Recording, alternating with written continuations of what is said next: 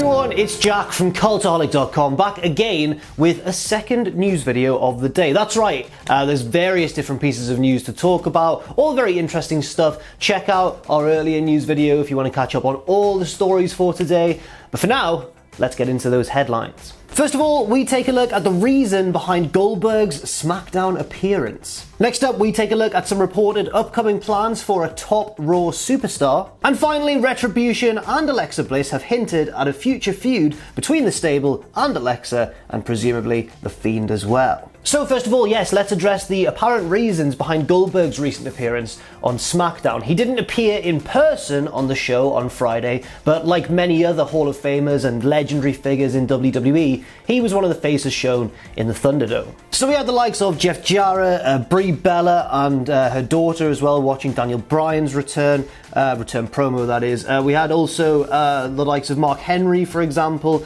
but the one that got most people's attention, I think it's fair to say, was Goldberg, who was seen during the main event involving Roman Reigns. Now, of course, Goldberg was meant to face Roman Reigns at WrestleMania. It was meant to be one of the big featured matches of this year's WrestleMania, until it was changed at the very last moment when Roman, for health reasons, stopped turning up to the Performance Center. And realistically, who could blame him for that? So instead, Goldberg, of course, faced Braun Strowman and dropped the Universal Championship to Strowman. Now, obviously, the Universal Championship has found its way to Roman Reigns, who is now a heel, aligned with Paul Heyman, and, it seems like WWE may be about to set up that match between the two of them, which was meant to happen some months ago. Now, Goldberg has previously already said that his WWE contract is for 2 matches a year, and he's obviously done his 2 matches this year already. One against the Fiend in Saudi Arabia, where he won the Universal Championship,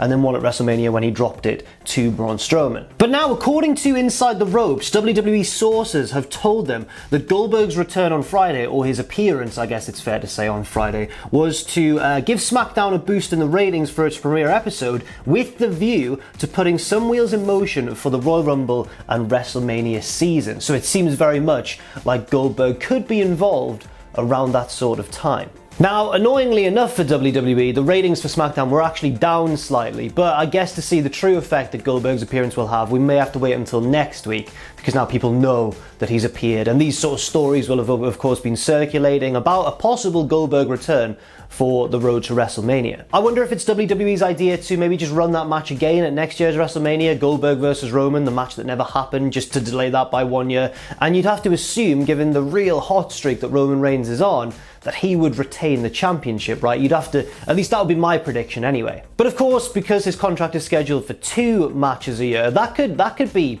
any number of avenues really for WWE to go down in terms of booking. They could have him win the Royal Rumble, which I'm sure amongst many of us would be an unpopular decision, because a lot of people like it when the Rumble is used to elevate younger or fresher stars on the roster, which, is something that I personally agree with. But they could have Goldberg win the Rumble, go on to challenge Roman, lose to him. They could even have Goldberg beat him, because of course he beat the Fiend in Saudi Arabia when everybody was kind of saying this shouldn't happen. It all, of course, remains to be seen, but it's very interesting that Goldberg showed up, especially in that main event slot with the Roman Reigns and Braun Strowman match going on before him as he watched on from the Thunderdome. So we'll keep you updated if any developments about this story come about, and yeah, we'll have to see where it goes. Next up, let's take a look at those apparent or reported plans for a big member of the Raw roster, a recently transferred over from SmackDown member of the Raw roster, and it's none other than AJ Styles. Now, according to a report from Fightful, there was a recent creative pitch to have AJ Styles bring in some kind of bodyguard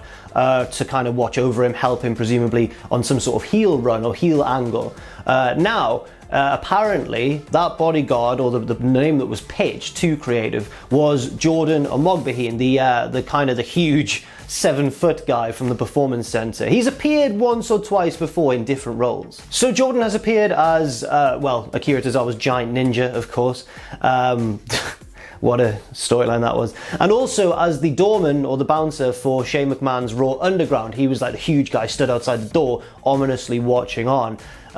Clearly, he's very imposing, looks very unique because he's just so massive. And I think it would probably be quite interesting for AJ Styles to bring him in to kind of watch over him, maybe interfere in his matches, maybe just intimidate people in the classic heater or like big guy sort of role. Similar to Wardlow in AEW, but like even more massive. However, Fightful did also state that there's no word yet on whether creative are open to the idea or open to the idea of Ahmad Bahim being called up to the main roster from the Performance Center, but you know, it's something to keep our eyes on, and I think it would genuinely be quite interesting and a quite unique way of debuting this absolute giant they've got on their hands in the Performance Center. And also, of course, it could really transform whatever AJ Styles does on the Raw roster. He obviously recently moved over from SmackDown amid reports that he was moved because he's obviously very publicly stated that he's unhappy with Paul Heyman for the way that he treated Gallows and Anderson, who are very close with AJ Styles. And basically, there were reports that Styles didn't want to be on the same brand as Heyman. It might have led to friction between the two. So he was moved over to Monday Night Raw when Heyman came over to SmackDown alongside Roman Reigns. So it'll be interesting to see what AJ Styles does on Raw, regardless of whether Jordan's involved or not, because, you know, I mean, he can pretty much do anything, AJ Styles, can't he? You can slot him into any program. He can do serious stuff, he can do comedy, he can be doing something silly one week and then be a legitimate world title contender the next week. He's a real asset to WWE. Even though he's not the youngest around anymore, he's still absolutely fantastic at what he does. So I think it'll be interesting to see what he does, even whether or not he has a bodyguard. But I think it would be especially interesting if that did happen, just to see what direction they take it in. Next up, Retribution have been teasing. Obviously, Retribution are very active on social media. They've really used that to their advantage to kind of turn public opinion in their favor by showing a good sense of humor, a good sense of self-awareness after the very negative response to their ongoing developing storyline on Monday Night Raw. But they've kind of won a few people over with their humor and their kind of provocative tweets as well online. And recently they've been trying to either hint at or possibly engineer a feud with two very prominent Raw superstars, The Fiend and Alexa Bliss. That's because T-Bar sent out a tweet saying that like the roster are dead, the Raw roster, we're gonna, basically implying we're gonna run roughshod over the entire Raw roster after Retribution were very officially drafted to Raw in the recent WWE draft. But then a fan replied tagging Bray Wyatt, and then Wyatt replied saying, "I'm already dead," as if to be like, what are you gonna do about it? But T-Bar wasn't done, because he replied with a picture of Alexa Bliss and said, "Is she, as in, is she dead, or is it just you? What's going on there?" Because obviously Alexa has recently become aligned with The Fiend and is this new kind of gothic, sinister figure. And then, to further add fuel to the fire, Alexa Bliss quote retweeted that and put, "I dare you to find out, hashtag let him in," as if to be like, bring it on. So it seems like both sides really here are trying to engineer some kind of feud, or maybe are just hinting at a feud which has already been penciled in for the near future. It would certainly be an interesting feud to see. Don't know who we cheer for as the baby faces in this feud. Probably, I guess, Fiend and Bliss. But at the same time, there has also been a feud rumoured for the Fiend and Bliss, I guess in a few weeks' time once Andrade has returned, because it was meant to be Andrade and Zelina Vega. At least there were reports suggesting it would be Andrade and Zelina Vega against The Fiend and Alexa. If that were to happen, I'd suggest maybe that Andrade and Zelina Vega were just opponents to lose to the kind of dark, spooky pair in quite short order to then put them over, and then maybe they'll move into this feud with Retribution. It just depends how accurate these reports are, and of course, whether plans change, because as we all know, especially at this moment in time, plans can change in WWE very, very quickly. Next up, Bayley has been talking about details of her current gimmick, her current heel run, which has been really successful actually. She was appearing on the PWI podcast shortly after she was revealed as the #1 women's wrestler in the world by PWI. And she talked a little bit on this podcast about her decision to turn heel, saying everyone second-guessed things, especially for me,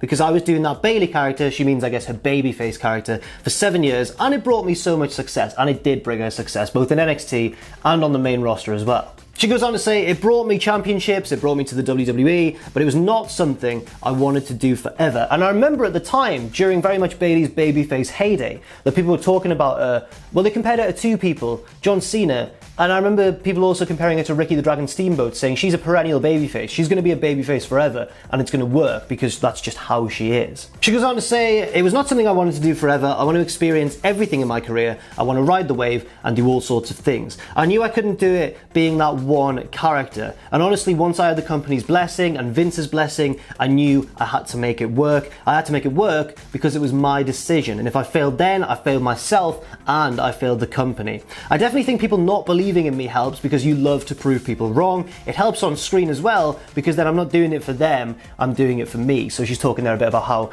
I guess, this real life doubt towards Bayley being a heel helps inform her character's promos and her opinions, which makes everything just feel a little bit more real, doesn't it? Bayley is of course currently embroiled in this long burning feud with Sasha Banks, which finally exploded and is going to lead seemingly to a Hell in a Cell match between the two at the upcoming pay-per-view of the same name.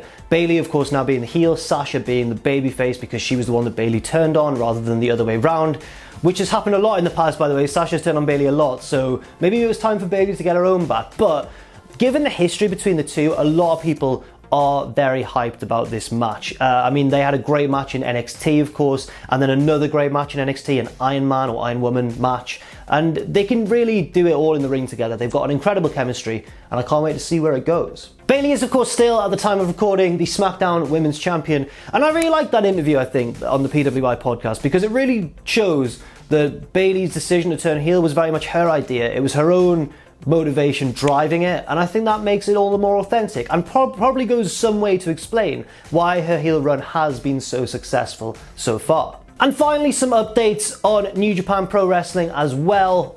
We're going to talk about the winner of the G1 Climax, so if you want to avoid spoilers, this is your warning. So the winner of the G1 Climax was Kota Ibushi, beating Sanada in the final. Ibushi won Block A, Sanada won Block B, and we had a bit of a face versus face encounter in the final, which Ibushi was able to win, making it 2 consecutive G1 Climax tournament victories in a row. That does mean that Ibushi is booked in to have a big title match at Wrestle Kingdom in January, but of course it's all up in the air because even though it never really happens, there's always a chance it could happen.